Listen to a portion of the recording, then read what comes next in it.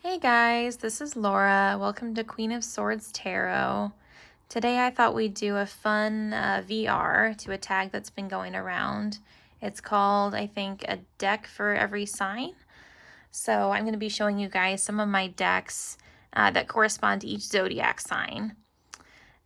So I guess comment below and let me know if you think I totally messed it up or if I got it right. And I can't wait to see your guys' responses too. I'll go in order. So first up, I have for Aries, the Stunning Tarot by Yonasa Yaus. So let me get this one out. I picked this one for Aries because it's a very fiery deck. Here's the backs. Super fiery, very active energy.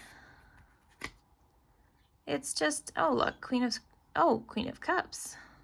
This totally, every time I see it, I feel like this should be a Queen of Swords. But there we go. But I think this just goes to show that it is a super assertive deck. And all the queens in this deck are very sort of kick-ass women. Like they're very powerful, empowered women. And I love that about this deck. That makes it a super Aries deck, in my opinion. So it's a very direct deck, very assertive, super, I mean, it's uncomplicated also. It gives readings that are to the point. They definitely tell you like it is. Oh wait, are we upside down? Sorry guys. So I think because of the imagery in this deck too, it has a bit of a brave kind of warrior type energy too. And that's very fitting for Aries. The color palette also is just super strong, super, forward moving, just a very active, fiery type deck. Unafraid and unapologetic. Okay. So I will continue on. The next one I have for Taurus, I picked the Chrysalis Tarot. So, excuse all my sniffling in the background. Where I live, there's all sorts of things blooming right now, and it's definitely making my allergies act up. Okay, so here's the super beautiful backs of the Chrysalis. This is like not a new deck. I'm sure you guys have seen it, but regardless, I think it makes a great Taurus deck because it's very earthy. It's got all that sort of comforting energy that I think a Taurus, well, I'm a Taurus rising, that a Taurus values, It's also, it's very rooted in nature, super grounded deck. And it kind of, is brimming with sort of those prosperous vibes. Everything is blooming. Everything is, it's kind of like birds are singing. Things are very happy in this deck. Everything seems very like fertile and prosperous, I guess is what I'm trying to say. And, like there's lots of symbols of I don't know, transformation and fertility and all that good stuff. Things that smack of a Taurus. It's also a very like sensual deck too. Because Taurus is definitely a sign that enjoys the sensual pleasures of life. English hard, sorry. But yeah, so being that, I think the deck kind of plays into that. It's very colorful. It's very vivid in the imagery and also the textures too.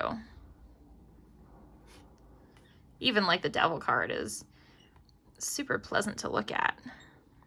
Very nice textures in the feathers, and it's just every card is different, super pretty to look at. Makes a Taurus happy. It's very like naturally, aesthetically pleasing and naturally opulent.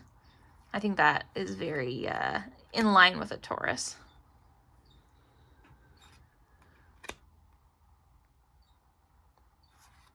Okay. So I will continue on. It's just a gorgeous deck. I love it. All right. So on we go to Gemini. So in true Gemini fashion, I'm a Gemini sun. I could not pick. Well, I couldn't really pick for any of the decks. It took me forever to choose. But for Gemini in particular, I couldn't pick one deck. So I picked two. One for like the dark side and one for like the lighter side. So for the darker side of Gemini, like the more shadowy side, I picked the Deviant Moon. Because I feel like it kind of speaks to Gemini's, yeah, more depth side.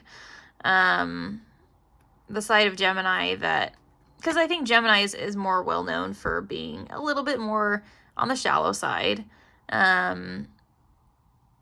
adaptable and able to talk to a lot of people and that kind of thing.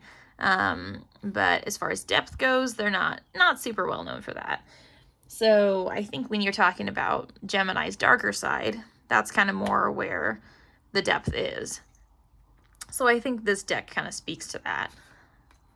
Because certainly when I'm doing more depth work and more shadow work, this is the deck that I always go to. And in terms of just Gemini traits in general, it's a very talkative deck. At least it is to me. It's a clear communicator.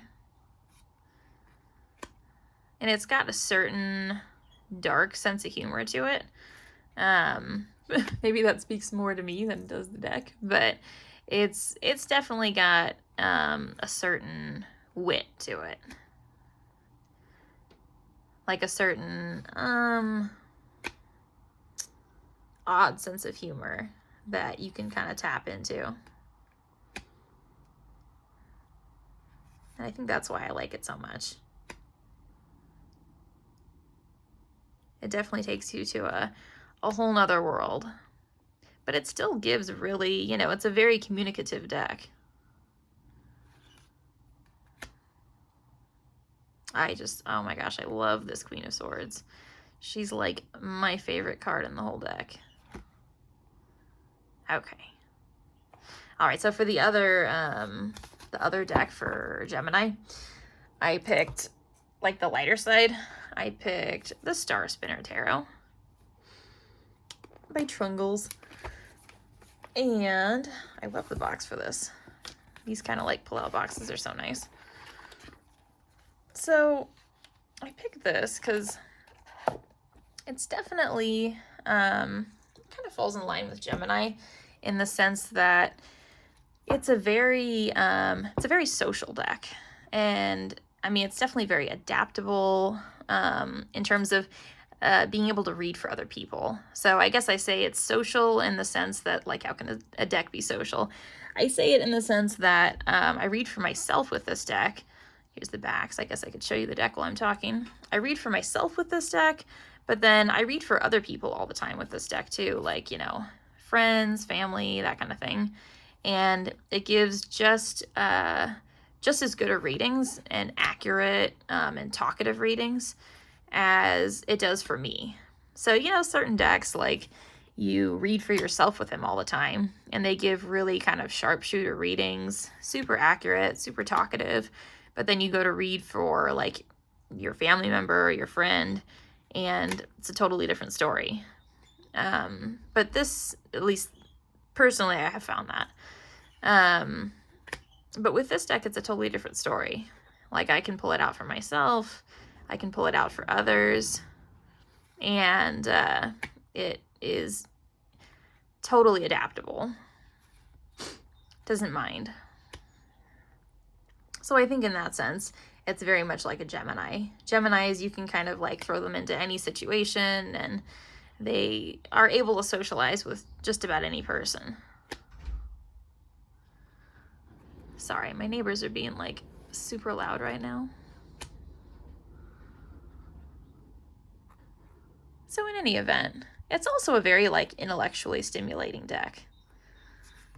I think, so, you know, I say this partly because I know there's been some debate about this deck regarding it having, you know, quite a few fairy tales in it, and the guidebook not really addressing the tarot associations with those fairy tales, or not really like cluing you into why did they pick those fairy tales, or giving you more depth to those fairy tales. And I totally get that. That's a valid point for sure. But I think, you know, it's a fun deck to read regardless. I guess I say it keeps you intellectually stimulated in the way that a Gemini needs to be stimulated, because it encourages you to kind of like look up those fairy tales, do the research, you know. It's such a like diverse deck in the sense that it's fairy tale diverse, not necessarily people diverse, but fairy tale diverse, that it keeps you interested.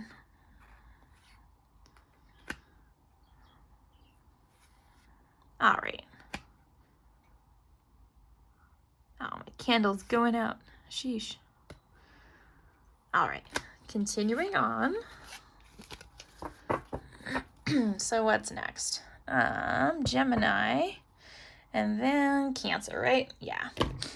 So for Cancer, I chose the White Sage Tarot.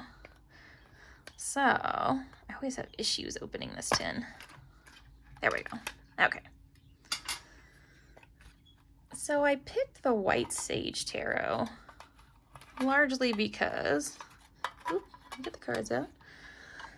Largely because I feel like Cancers as people are very, I have a close friend that's a Cancer, and they're just very gentle, nurturing, thoughtful people.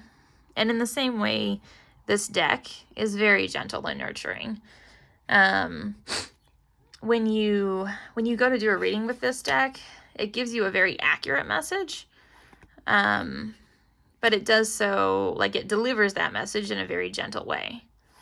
And in the same way, because like when you talk to a Cancer, like if you get advice from them, they might be so gentle that you have to kind of read between the lines with them.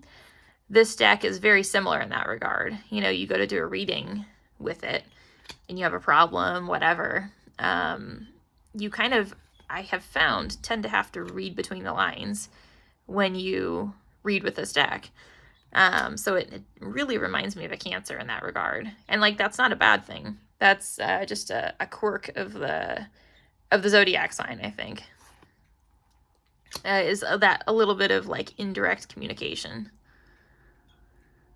And then it's kind of, you know, how Cancers, you have to kind of get to know them to break through that outer shell. Very much like their crab namesake. And in a similar way, this deck takes some time to get to know. It's totally worth getting to know, but you have to kind of put some effort into it to get to the core and understand the deck. And it does, you know, it seems like simple enough, right? It's just like an animal deck and it's super cute. And that's true, but I think there's, you know, there's a lot more to give it credit for than that. Like it has the chakra associations, and it is pippish, and it's just, you know, it has a little bit more depth to it than would first meet the eye, I would say. All right, good deal. So then next, for my Leo deck,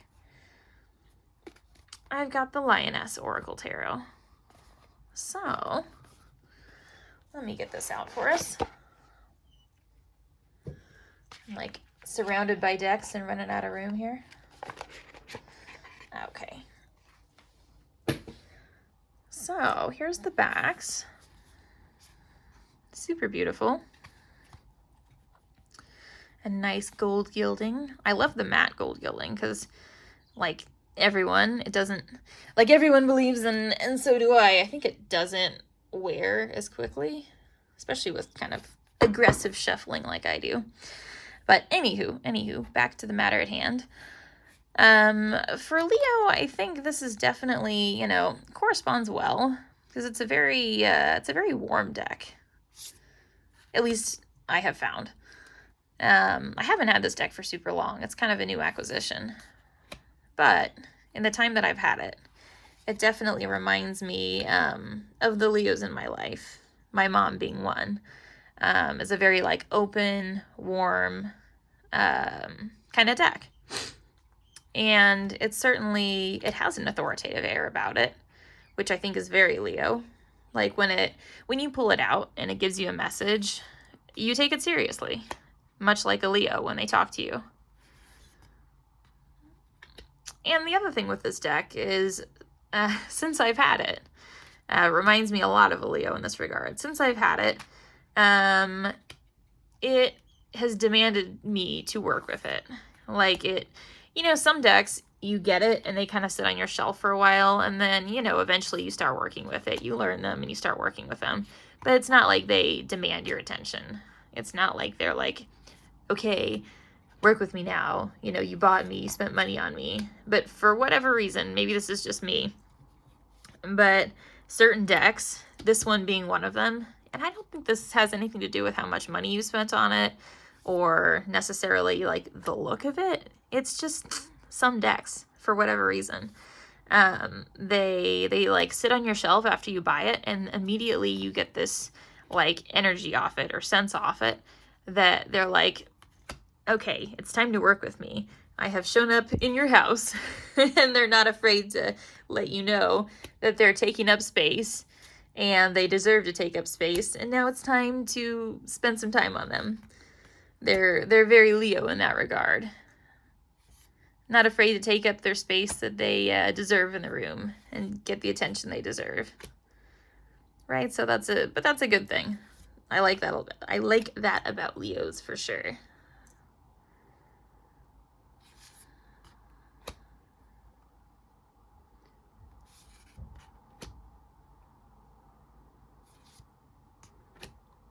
All right.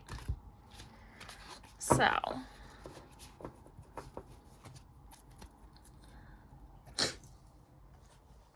continuing on, my Virgo deck that I chose I had some issues with this one, simply for the fact that I don't really know very many Virgos intimately. But the one that I chose, regardless, was the Everyday Tarot. So, kind of getting into it, the reason being that the Virgos that I do know, they don't really fall into that sort of, I guess you could say, stereotype of being overly critical and like nitpicky and that kind of a thing that you always hear about Virgos. The Virgos that I know are like, yeah, they're detail oriented, but they're also very like dependable and methodical. And I think the being maybe like a little bit critical just has to do with their integrity. Like it seems to always come from a place of integrity and taking pride in what they do. So I think that this deck kind of symbolizes them in the sense that it's very practical. It's methodical. It's the Rider-Waite-Smith, but it's boiled down to the imagery and the symbols that are most important. So, you know, you can come to this for reading and know that you're not going to misinterpret anything.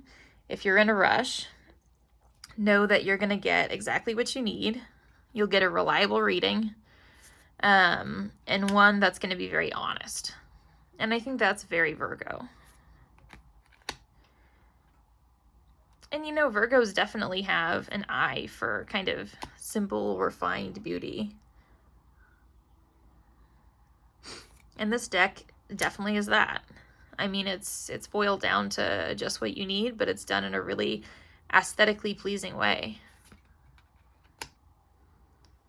Like anytime I give a reading for a big group, like, you know, when I'm doing multiple readings, oftentimes it's this deck. Just for the fact that if I don't want to take a bunch of decks with me, I know that I can use this for everyone and do quick, consecutive, accurate readings. It's just a very practical, easy deck to have around. All right, so next on is our Libra deck. So for Libra, I chose the Phantasma Tarot by Paulina Fay. And reason being here that I find it to be like a very likable deck. I think generally, at least the Libras that I know, they're very artistic, very likable, kind people. And oh, such a pretty deck. Yeah, so they're very likable. They're kind of everything to everyone. And I think this deck is very much that.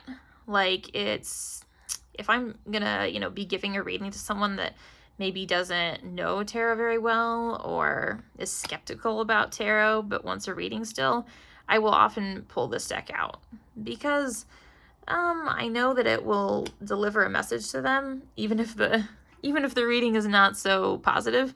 It'll still deliver the message to them in a very respectful, kind way. You know, they'll still end up having a pretty positive experience with the reading. And I think that's very similar to Libra. They're so diplomatic. And they kind of leave everyone feeling good after the interaction that they've had with them. They're just people that you like to be around.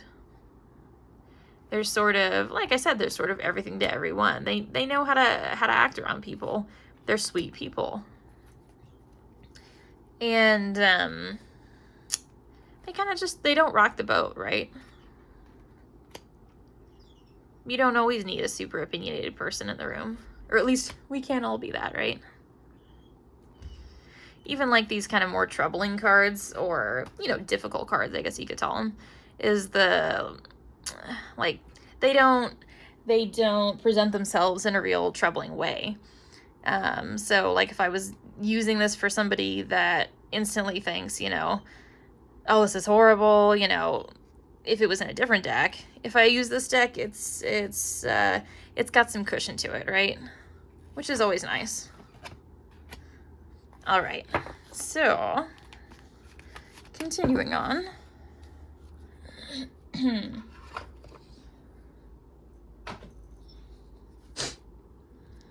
So for Scorpio, this is like one of my favorite decks ever. And I love Scorpios also. I think other people have also picked this deck. The El Goliath, of course. Everyone knows this one. It's super gorgeous. Very shadowy deck. Very deep. So Scorpios being super intense, right? They're very perceptive people, very psychologically probing. And I think that is this deck in a nutshell, right? And Scorpios are also quite patient. So, whereas Aries kind of go for goals in a sense that they just charge ahead and grab goals by the balls. Scorpios are like, they're in it for the long game. Like, they play the long game. They're strategic in how they go about their goals. So I think, this deck is sort of a long game deck. Like, it helps you probe your darker self in a slow but methodical way. But you'll get there, right? So, much in the same way as Scorpios have this gift of getting to the darker stuff. Like, they're like the pearl divers that will dive through the muddiest, murkiest waters to get the pearl and bring it up to the surface to give everyone the treasure that they didn't know that they had. This deck will do that for you, and it's so necessary.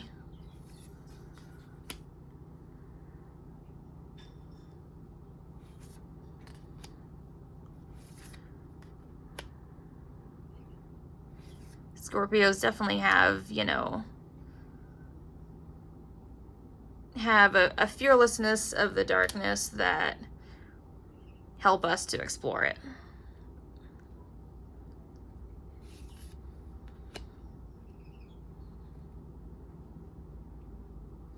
And I think also this deck, it's not all dark either, right? It has some hopeful energy, and healing energy. Like this especially. To me, this is a lighter image. And I think just like this deck has a lot of hints of regeneration and resilience, that's very much a Scorpio. Like one of their strongest suits is that they go to the deepest depths, but then they regenerate and they are born again. And they very much help other people do that. Okay. So, to continue on along, for Sag, I chose the Tattoo Tarot. I feel like there's more than one Tattoo Tarot because I've seen other people pull this out and the deck looks like totally different. But in any event, this is the one that I have. It's super cute. It's kind of like a Marseille style deck. Nice playing card backings. Let me show you here. Yeah, so I picked this one because it's just a very kind of optimistic deck. Like it's a happy deck, I feel. Just in the way that Sag is kind of an optimistic personality a lot of the time. Sorry, our tablecloth is like sliding all over the place. But what can you do? And also Sag is, you know, quite enthusiastic. And it's you know, I think because it's a tattoo tarot, it's probably because I'm a tattoo lover. I see this more than maybe your average person would. So I have a proclivity for tattoos, so I find it more of a positive deck than maybe just like your average person would. But I find it to be a happy, just forward momentum, cool deck. And it gives me when I pull it out and I wanna be like motivated to move forward with a certain task or be unafraid to like take some action. Yeah, I use this deck. So I also find it to be like a very honest deck, very like when you do a reading with it, it's very outspoken. And I think that's kind of a common thing with fiery decks. Like the Aries deck and the Leo deck that I showed you were also very outspoken decks.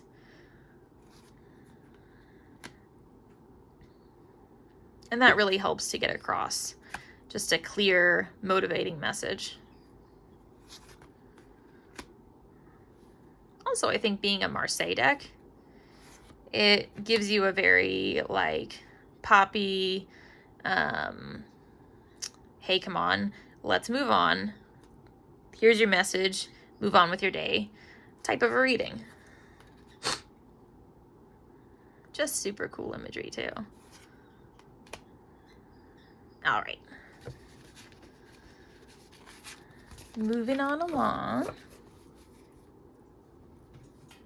So for Capricorn, I couldn't fit the whole box on camera because it's ginormous, but this is my Jean Bouchard deck. It's the Tarot de Alchemistas. So it's not your standard tarot size. It's quite a bit larger, but we'll do what we can. Sorry, it's got a little bit of a shine to it. But I picked this for Capricorn because it's a very Capricorn deck. What can I say? I know that makes no sense, but it's, Capricorns they're very disciplined. They have a wisdom that's just beyond their years. And I feel that's very, in alignment with this deck. Like, this deck, when you pick it up and you hold it in your hands, you know that it was created by someone that put so much effort and thought into his decks. Jean Bouchard has another deck that is, like this one, but even better. And he just puts so much attention to detail and thought and wisdom into his decks. And I feel, that's such a Capricorn way of working. And, they also put I guess value on worthwhile possessions. They're very traditional-minded Capricorns. And I think this deck is out of print, I want to say. I'm not entirely sure. I think it is. Definitely his other one is. But I think that's something that they would value. I don't want to say that they're, like elitist, because they're not. But, like a valuable deck, they would definitely appreciate that. My Capricorn friend, she appreciates valuable decks. But that aside, they have, this kind of strong sense of societal framework and symbols, and because of their determination, I think, like, I'm still learning to read with this deck for sure, because it's got so much depth and symbology. And I think Capricorns would take the time to really learn this deck and spend the time getting to know it, and all its intricacies, all the symbology, because they are so determined. They're really hardworking. They're tenacious. And they'd appreciate, everything that's going on in here. It's just a very Capricorn deck. What can I say? Even the pips in this deck are so well thought out, well illustrated. Can you tell I like this deck? I love it. It's kind of one of those decks where you can have it forever, and every time you pick it up, you learn something new.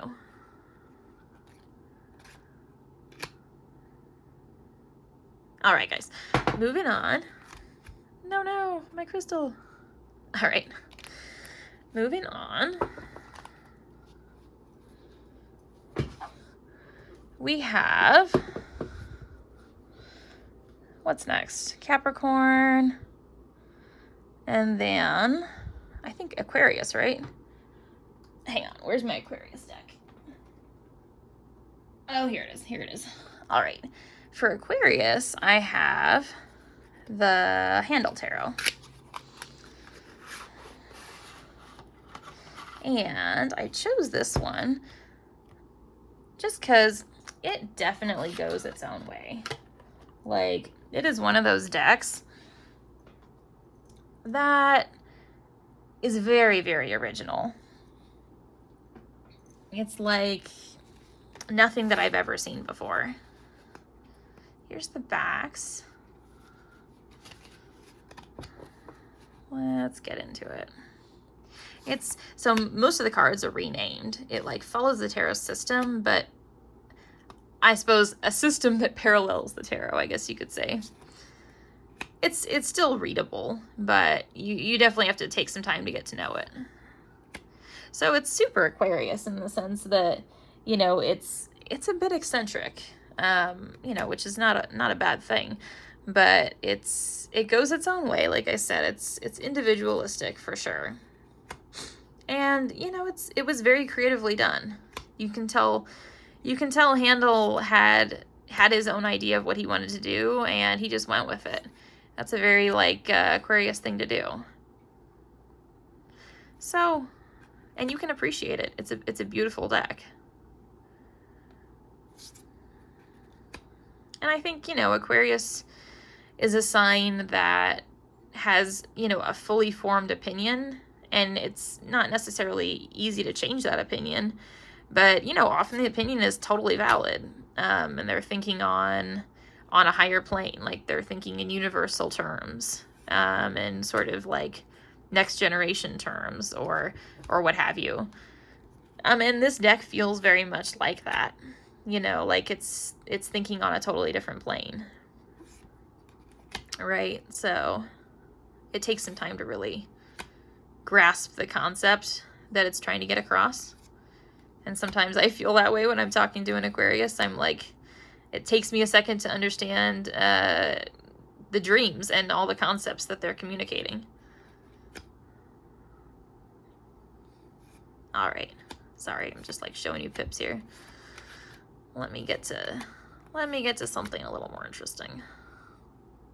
Yeah, the Hermit is really cool in this deck.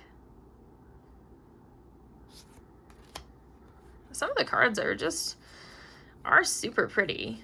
Very, like, conceptual, I guess you could say. But, yeah, definitely one you have to learn about. Or spend some time with, I guess. It requires some quality time. Okay, so lastly, sorry, I'm bumping your camera. Lastly, I have, for Pisces, that I'm dumping all over the table, I've got your Mystical Moments Tarot, or Tarot of the Mystical Moments, whatever you want to call it. So this is like, I feel like a no-brainer for Pisces, because it's a very like dreamy, artistic, intuitive deck. I freaking hate the shine on it, but apart from that, I love the deck.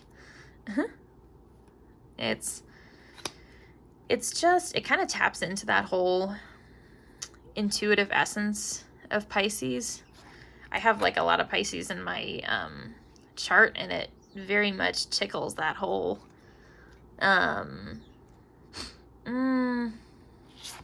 yeah, that very dreamy, intuitive vibe.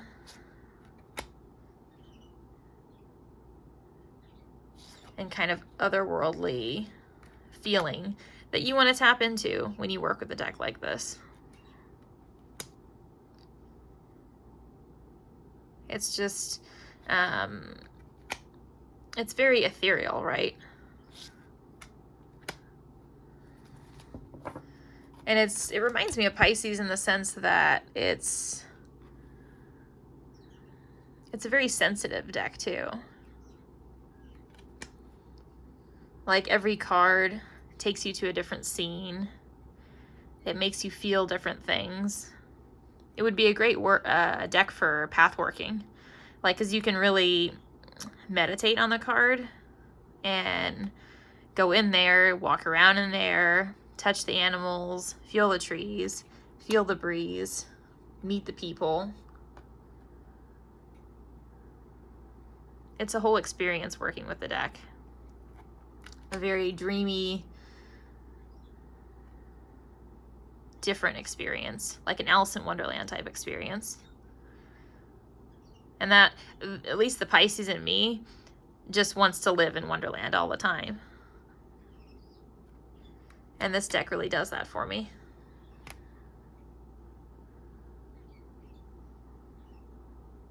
All right. So,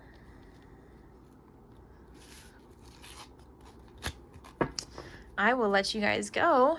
That is the last deck of the Zodiac. So please let me know how you think that I did, if I totally messed it up, if I got anything right. And I can't wait to see what you guys pick from your collection for each Zodiac sign. All right, thanks for joining me. Bye.